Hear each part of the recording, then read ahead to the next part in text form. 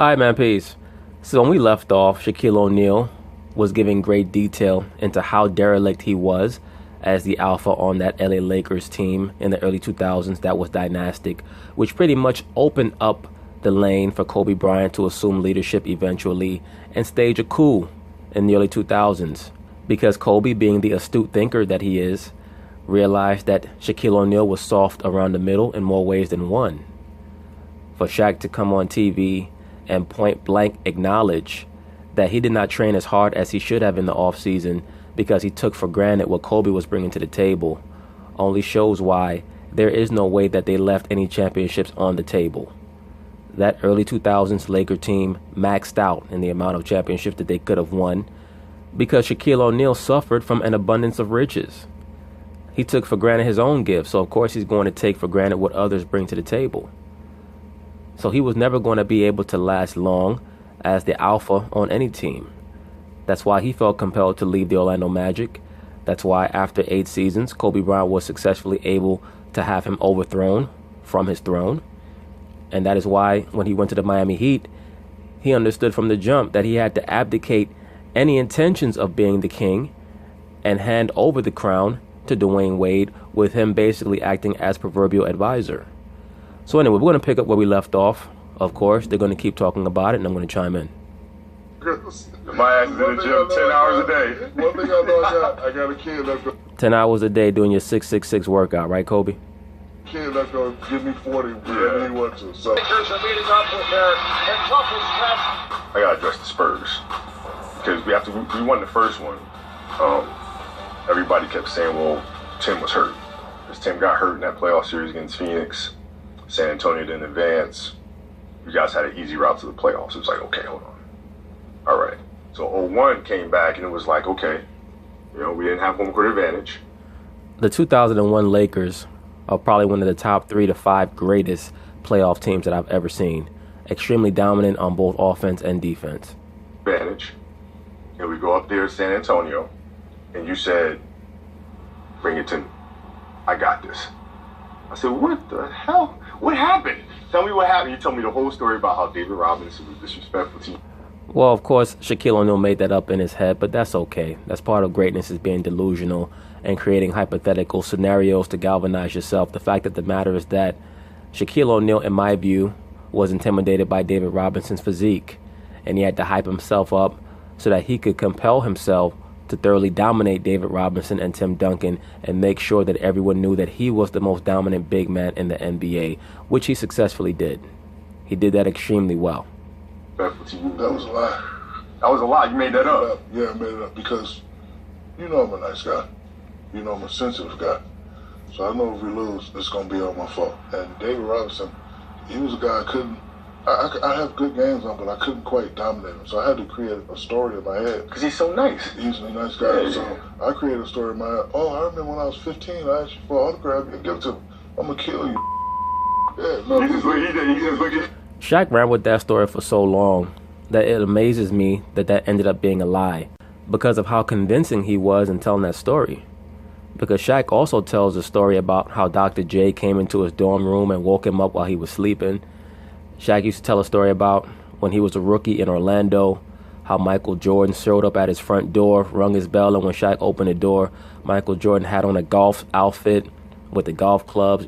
And I'm not talking about like a regular golfing outfit. Like he had on one of those really over the top, like how those golfers sometimes they wear the checkerboard socks up to the knees. And Shaq said Jordan was dressed like that and said, come on, big fella, we're going to go play 18 holes.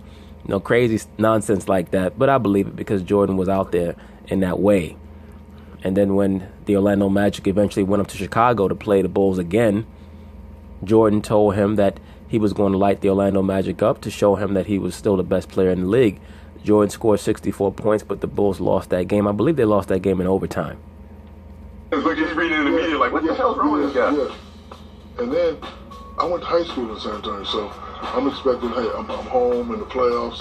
They always boo me. So I had two levels of madness. And I was like, you know what? We have the blueprint on what it takes to win. Just let me kill him in 10 first 2-3 quarters, and then you do what you do before. Yeah, that was our formula. Yeah. That was a great formula. You have Shaquille O'Neal dominate in the first three quarters, get double-teamed by David Robinson and Tim Duncan, and then you let Kobe Bryant finish the job in the fourth quarter because he's being guarded one-on-one by 35, 36-year-old Sean Elliott. The only two teams that scared me was Utah because they used to pick and roll us to death. Yes, and because Utah had that extremely high basketball IQ. Death. And San Antonio. But now that we got them in our sights, bring it to me. Let me kill these two twin towers or whatever they call them, and then you go to work in the fourth. Tex taught me how to do that whole season. He said, listen, this is going to be our menu. We're going to feed the ball inside the Shaq. It's 3 quarters, sometimes 3.5. That fourth quarter, the back half of that fourth quarter, you got to do your thing. I'm like, all right, cool. And he goes, no. There's more to it. For those first 3 quarters, the first 3.5 quarters, how you get the ball to Shaq is just as important as how you finish the game. Because everything you do for those first 3 quarters, 3.5 quarters needs to set up the options for you in the remaining back half of the fourth quarter. So you're putting defenses in positions where for 3.5 quarters, you're just dominating. 5-up lag, right? Solo. Yeah, you remember all of it. Fist down, corner entry, right? We start setting all that stuff up, setting the table up. So this way I can read the defense and measure them. And then in the back half. Look at Kobe, wide open for a jump shot. These are the type of things that many of Kobe's more ardent fans don't grasp. Why those of us who are objective in our evaluations state that you cannot put Kobe Bryant above Shaquille O'Neal. You have to understand the architecture of that team. That team was totally based around Shaq. And this is 2001. Look at how wide open he is. Kobe was a top 5 player in the NBA at that time period, if not top 3. During that era, you're talking about Shaq, Tim Duncan, Kobe, KG, Chris Webber. You throw those 5 names in a hat, you shake it up, you pull out whoever's name comes out. Maybe throw Iverson in there as well. But Iverson's impact was not as high as those other players because of his lack of size. But once again, look at Kobe. He was the clear second banana. He was wide open.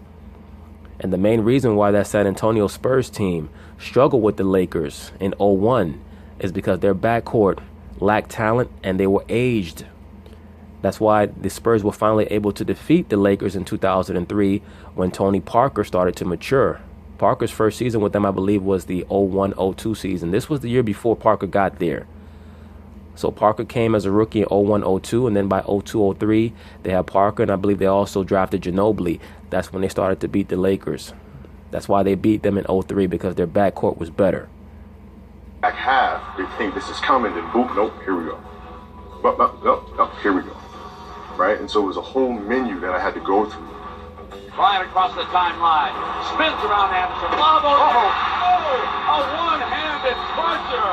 Oh, brother. Reverse two-hand slam. One of a kind. I told Kobe today he was my idol. I think he's the best player in the league. There's no team in Laker history ever played at a higher level of perfection than this team is doing. That 2001 Lakers team, they're certainly top 5 playoff teams that I've ever seen. No doubt about it. They were phenomenal. And fortunately for them, there were no other teams during that time period that were truly dominant or even great. I would say this 2001 Spurs team was very good. I would not call them great. As I've stated, their backcourt had major deficiencies. And now they're just raining embarrassment on the Spurs' heads. Well, today I think we use it as motivation to come out and play harder and to stay focused on this team because they did sweep us in '99. So we kind of wanted to return the favor somewhat. Yes, isn't that interesting? So many of Kobe's super fans, they claim that Kobe dominated Tim Duncan in the playoffs. The Spurs were able to defeat the Lakers in '99 and 2003. One more to go, man. 15-1. The best percentage record in history in the playoffs. Back-to-back titles for the Los Angeles Lakers. Those 0-1 Sixers, they had absolutely no chance against these Lakers. None whatsoever. Completely undermanned. Their best player, Iverson, was not even as good as the Lakers' second best player in Kobe Bryant. And of course, Shaquille O'Neal took Dikembe Mutombo out to the barbecue and had him for lunch. Told you we were going to do it. I would love to be able to take our 01 team, match it up with the 91 Bulls team, which I know Michael feels like that was when he was at his best, 91. The 91 Bulls team is probably the most underrated playoff team in NBA history, but I think that the two best Bulls teams were the 92 team that beat Portland and the 96 team that beat Seattle. The issue with the 96 team is that they started to physically break down in the playoffs. Jordan had a little bit too much weight on him. He had a back problem. He had tendonitis in his knee, and it started to weigh him down in the playoffs. Scottie Pippen also had a very debilitating back problem in the playoffs, which took away a lot of his offensive effectiveness. But a fully healthy Bulls team in 92 or 96 against the 0-1 Lakers would have been a great series. 91 Bulls team, the 88 Lakers, or the 89 Lakers. I think that Kobe's thinking of the 87 Lakers. The 88 Lakers were a team on their last legs championship-wise. They beat the Detroit Pistons in 7, and the 89 Lakers got swept in the finals by the Pistons. I think that Kobe's thinking of the 87 Lakers, which is the team that I have as the best team that I've ever seen. That 87 Lakers team had Magic Johnson in his absolute prime, James Worthy, Byron Scott in their absolute prime. They also had Michael Thompson. They had Kareem Abdul-Jabbar, who was near the end but was still extremely effective. That 87 Lakers team against the 0-1 Lakers, that would have been a great series as well, but I think that the 0-1 Lakers would have been overmatched by a team that had as high a basketball IQ as the 87 Lakers did. Before Magic got hurt and rolled the ball up. Did Kobe say before Magic got hurt? I think maybe he meant before Magic had to retire due to HIV. Let me rewind that back a little bit. Roll the ball on Bulls team. So I know Michael feels like that was when he was at his best, the 91 Bulls team. The 88 Lakers, or the 89 Lakers, before Magic got hurt. And roll the ball out, and we can play and see what happens. But unfortunately, we can't. So to be able to sit here and say we were the best and we were better is, what difference does that make? I agree with you, sir. One of the things I like about Kobe Bryant is that he thinks like a man. He's solution-oriented. He's not going to go back and forth with circular conversations where you're never going to come to a resolution. What I will say is this. Those 0-1 Lakers definitely can compete with any team in NBA history. For that one season, their defense and offensive execution was non-pareil. What does that mean? You ask us, of course we're the best. You ask Michael and Scottie, of course they're the best. You ask Magic and Cap, of course they're the best. What makes us the best is that no other duo had as many outside controversies as me and you had. Well, that's only if you're using controversy as a barometer for greatness, Shaquille O'Neal. I think that most healthy-minded people view dysfunction as a detriment and not an asset. That's why I always say we're the most enigmatic. Nobody can figure us out. Most controversial when it comes time to step on the court. Most dominant 1-2 punch, little, big, ever created. Well, that's debatable. I don't think that Shaq and Kobe were the best 1-2 punch in NBA history. As a matter of fact, it's debatable as to whether or not they're even the best 1-2 punch in Laker history. Because I'm sure that Jerry West and Elgin Baylor, or Jerry West and Wilt Chamberlain, or Magic Johnson and Kareem Abdul-Jabbar would have something to say about that.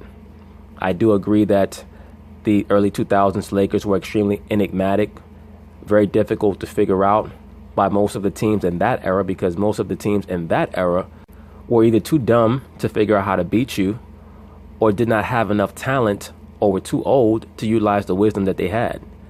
Because that's pretty much what happened to the Utah Jazz in the early 2000s. They just got old. But their wisdom matched up against the Lakers, I think, would have given them problems. The Lakers were very fortunate to have never had to play the Utah Jazz, especially in 2000 or 2001. I remember that Jazz team, they lost to the Dallas Mavericks one of those years, and it officially ended their time period, their tenure, as a team that could be considered a serious contender for an NBA title. That Mavericks team with Steve Nash and Michael Finley and Dirk Nowitzki, they beat the Jazz one of those seasons in the early 2000s. I'm trying to remember which season it was. It was either 01 or 02. Created in the game. And that's my reason. Scottie and Mike did their thing. Kareem and Magic always did their thing. They were always smiling and hugging. But me and you weren't always smiling and hugging. No, I'm always... Well, you guys' Achilles heel once again was your poor basketball IQ. If you were to have faced an 86 Celtics team, an 83 76ers, 87 Lakers, 89 Pistons, 91 Bulls, they would have attacked you at your weak point. That being your low basketball IQ and how easy it would have been to exacerbate the fracture existing between yourself, Shaquille O'Neal, and Kobe Bryant. They would have preyed on that, and they would have played on that as well. I'll always go to tactics first. I'm trying to think, how would Phil and Johnny Bach handle what we're bringing, right? No problem. Phil Jackson and Johnny Bach, for those of you who don't know, Johnny Bach was the defensive coordinator for the Chicago Bulls from the late 80s throughout the early 90s. They would have handled what the LA Lakers were bringing to the table with very little problem. They would have had Bill Cartwright or Luke Longley combined with Horace Grant or Dennis Rodman double down on Shaquille O'Neal from different angles where he would not be quite sure where the double team was coming from. They would have had Michael Jordan guard Kobe Bryant one-on-one, especially early on in the games and early on in the series. They would have had Michael Jordan talk trash to Kobe Bryant to help pull Kobe's mind out of the team concept and into a one-on-one matchup. And then after the first quarter, they would have switched and put Scottie Pippen on Kobe Bryant so that Scottie could guard Kobe one-on-one, understanding that Kobe would have descended into shot-jacking mode by then.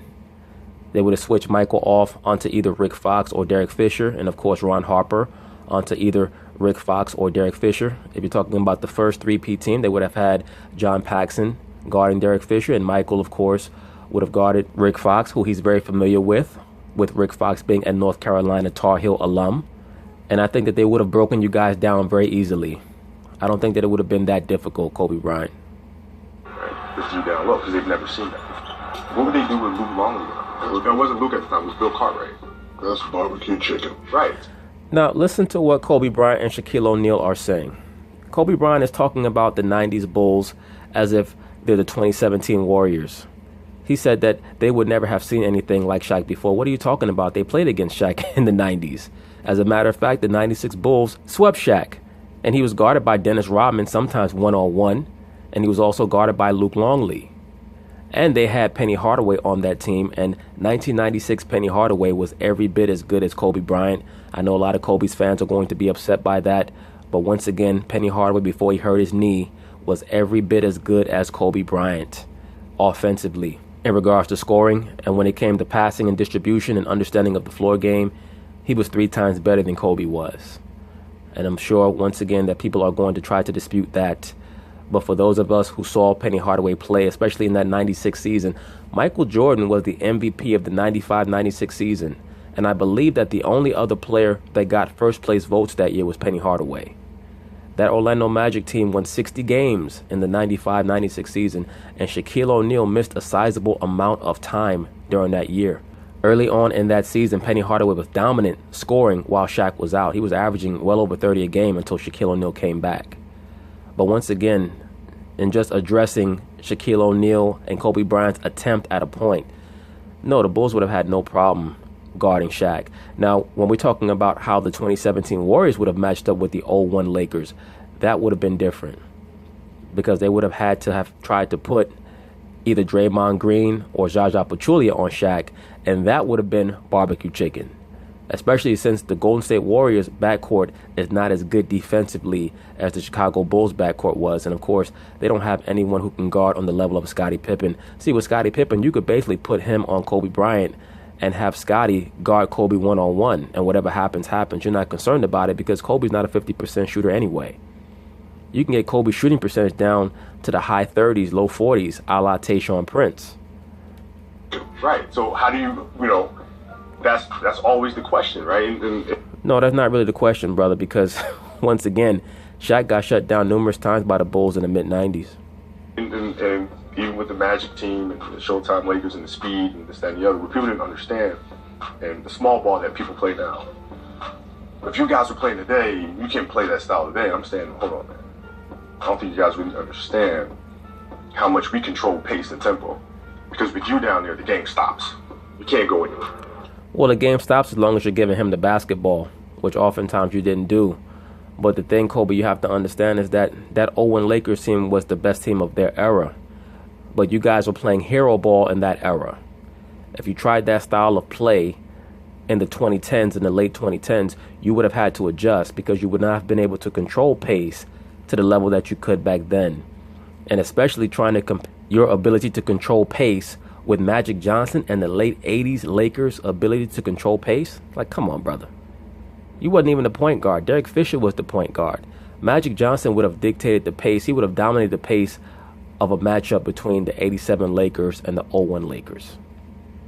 The defense has got to come down and get you. It stops them from running out. There's nothing you can do. There's no long rebounds. None of that going on. The game is always chopped up because you're drawing fouls all the time. And so I would love to see how they would deal with that. You remember playing against the Queens? I remember the game 4. 7 seconds. Bryant putting a move on Christie.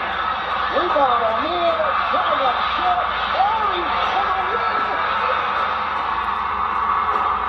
I got the rebound. I didn't want to get hacked shit because I was playing phone. That series between the Lakers and the Kings was the worst officiated playoff series I've ever seen in the history of the NBA, especially Game 6.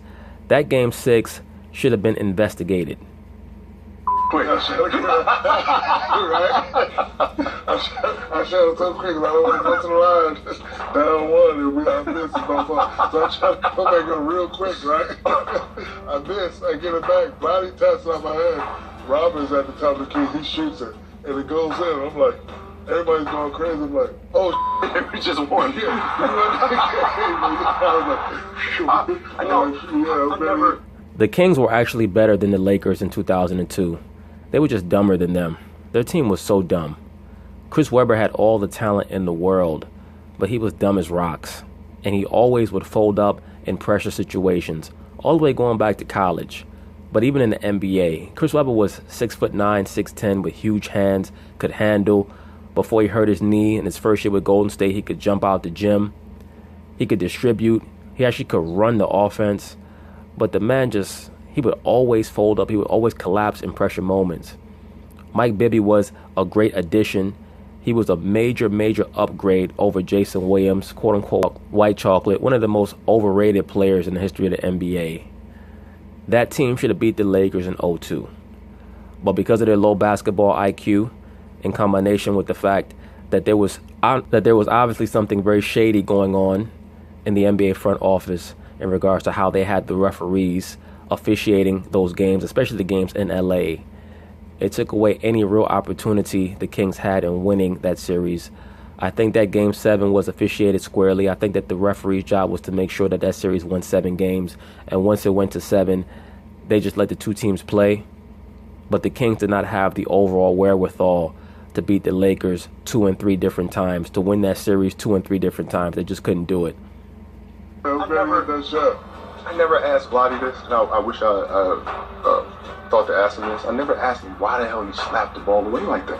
The reason why Vlade slapped the ball away like that is because he was trying to copy Magic Johnson. He wanted to do what Magic did in the 1991 Western Conference Finals against the Portland Trail Blazers, where Magic grabbed the ball and then threw it down the other end of the court. He just executed it completely wrong. Had he grabbed the ball, Shaq would have been forced to foul him and put him on the free throw line. The game would have been over. Sacramento would have went up 3-1, and they would have put the Lakers in the position where they would have had to win a Game 5 elimination game in Sacramento. I don't think that the Lakers would have been good enough to defeat the Kings 2 games in Sacramento. But then again, you never know, because the Kings' basketball IQ was abysmal. If you want to slap it up and out. Right? Put it up in the air. Like, he just smacked it out. And it was like a bounce pass. But you shot that. You did. Yes, you did. You did. Go up there in Game 7, we win. And my favorite moment that we ever had was on the bus leaving the arena, leaving Arco Arena. What we do? When we got there, people were mooning us. So after the game, all of us put our ass on the window and we moved them. And the guy was like, and the guy was just looking at it. Thank God they have camera phones back then. I know, right? It would have been all that. That was my favorite moment, man. But I knew we were going to win that game because I could see you over there bouncing up and down. And I'm saying, I got to win this game. So I don't know if you noticed about me, but during the national anthem, I would always look at the other team and just see her make eye contact. So, on the land of the free. So I catch Vlade's eye, and Vlade does this. Looks like Yeah, I believe you, because that team was scared. I remember watching Game 7. They looked scared the whole game. Chris Webber looked scared. Stojakovic looked scared. The only player who did not look scared on the Sacramento Kings was Mike Bibby. He was their best player during that series, as a matter of fact. He was dominating the Lakers. So, and then run away, catch this first Shaq-Kobe, like, he puts his head down and said, oh, we got this game. But the thing about us, we didn't give a damn. We were playing. We didn't care. We came in there like we're coming here to kick y'all ass. Cowbells, all this bells and whistles, all this stuff's going on. It's better actually. It was a great series. Yeah. But yeah, Sacramento was another team that had one of the great home court advantages back in that late 90s, early 2000s era. I mean, just thinking about it, I remember the Knicks had a tremendous home court advantage in the early 90s. The Utah Jazz had a great home court advantage in regards to how loud the crowd could get in the late 90s, mid to late 90s. The Seattle Supersonics in the old Key Arena, those fans could get crazy loud. And the Sacramento Kings with those cowbells, they were crazy as well. yeah, I remember that story. They got to see a lot of different shades of the moon that day. Yes, they did. Yes, they did. All of us lined up, both sides of the bus. All right, so now we're going to pick this up on part 3. Peace.